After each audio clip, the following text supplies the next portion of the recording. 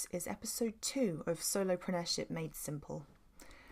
So this time last year, I would not have had time to record a podcast, and I shared last week on my first podcast. I was so excited to finally be starting this project because I've been wanting to do it for ages, but I just didn't have the time, and I know that's a huge thing for any solopreneur, anyone that goes it alone, setting up their own small business.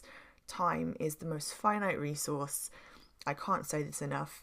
And so I've waited a really long time to be able to do this properly without rushing it, and I'm really happy to be here finally.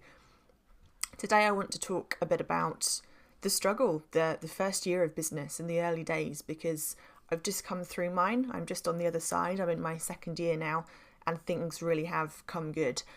And I'm not sharing that to brag. I want to encourage you, if you're in the first year of business or even about to start your first year of business, because I know what it's like, and I know that so many people quit at that stage.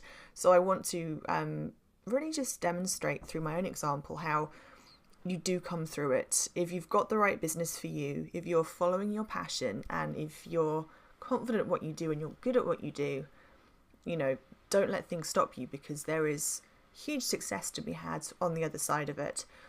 So for example, this time last year, and this will make you cringe, it makes me cringe saying it. This time last year, I had 99 problems, and popularity was not one of them. I didn't have enough clients. I didn't have enough work. I was struggling. And so to fill the gaps in my income, I was on Fiverr.com as a content writer, and I was writing hundreds of articles. I would typically get about $8 for a 500-word article. And that was before Fiverr seller fees were taken off and before my PayPal transaction fees. So you can imagine how many articles I had to write to pay my rent, to make up the gap in my income. On the plus side, I got really fast at writing articles. I can cough out a 500-word article and have it accepted by editors now. Crazy good. But that's just ridiculous amounts of practice. But yeah, it was incredibly tough and bleak. And it was this time of year that we're in now, January, coming up to February. So it's cold, it's dark. We've just been through Blue Monday. If you're in business by yourself and your income's dipping or it's never peaked, and you're feeling the cold, you're hungry, you're tired, all of those things, starving artist, world's smallest violin, it can be a really tough time of year, and it could lead many people that were dreaming of being free and independent and working for themselves to go back to the job section of the newspaper and start looking for jobs again. Gosh, I said newspaper, that shows my age. It would be the internet, I'm sure. Mind you, haven't had to apply for a job for a long time because I've stuck with it. So I wanted to share that little horror story about me last January, because this January, just 12 months later, everything's different. I got full up over the summer with clients. When I finally got into my groove and people started to talk about me and I got referred, that made a huge difference.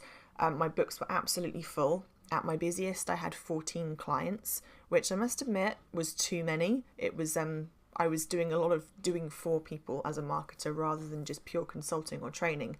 So I found myself doing a lot of work for people, for 14 different people at times, and it was exhausting, and I very nearly burnt myself out.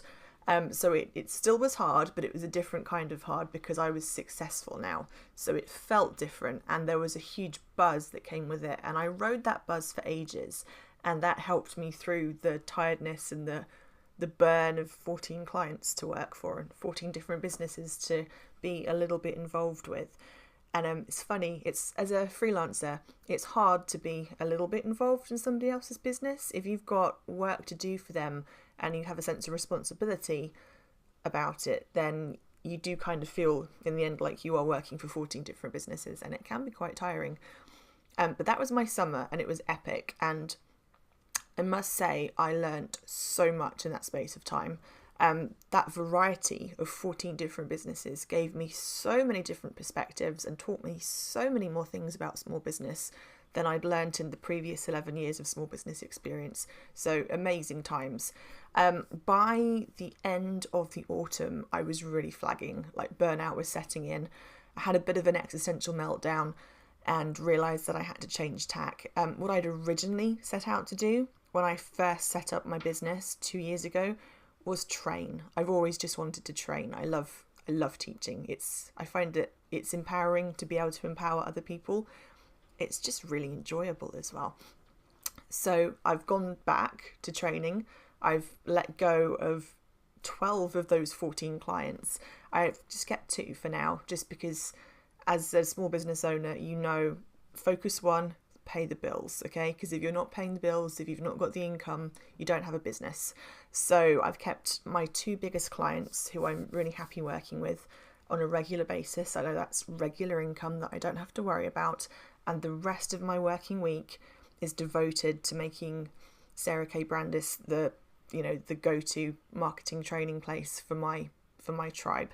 So so really it's a change of business model. I'm really focused on training now, and there's something magical about really focusing your intention. And I don't want to go too woo-woo here in case I scare anybody off, but so without using any sort of hashtag buzzwordy things about intention or attraction or any of that stuff, just to say, when you focus on your goal and you're single-minded about it, stubborn even, but with good energy, when it comes from a good place and you just work, swear to God, things show up in your path that you weren't expecting. If you're a skeptic and if you don't believe in anything, hesitate to say this phrase, but anything law of attraction, don't run away, not going to go there. If you're a skeptic, there's a book that you need to read. Not to change your mind, it's totally for you. It's written by a skeptic for skeptics. It's called The Luck Factor by Richard Wiseman. I'll put a link to the Amazon store in the show notes so you can see the book. I read this years ago, but I didn't plan to say this today. It just popped into my head while I was speaking. The Luck Factor is I think it's a quantitative study, so vast numbers of people, quantitative rather than qualitative, of people who consider themselves unlucky or lucky, and it follows them through life and asks them at various points in their life how things are going. And the overarching result that Richard Wiseman got was that people who consider themselves lucky seem to come across more luck, and conversely people who don't come across more pain and misery. And it comes down to neuroscience. If you've ever read a psychology textbook, or if you've studied life coaching or therapy, for example, you will have heard the phrase reticular activation. Without going all fancy and complicated, what it really means is that our brains cannot possibly process everything that's going on in the world at once. It's far too busy. So we have to pay attention to something. And reticular activation says that what you pay attention to is what you'll see more of. So if you are thinking about red cars, you'll notice more red cars. That simple. So I think that's how the luck factor works, really. I think it's reticular activation. I think if you expect good things to happen and you focus on that, good things will happen, and vice versa. So just a little nudge there to keep expecting good things to happen, because they do, and something good just happened to me. So I've been really focused on getting more training opportunities, getting more visibility, and getting a little bit of fame in my industry.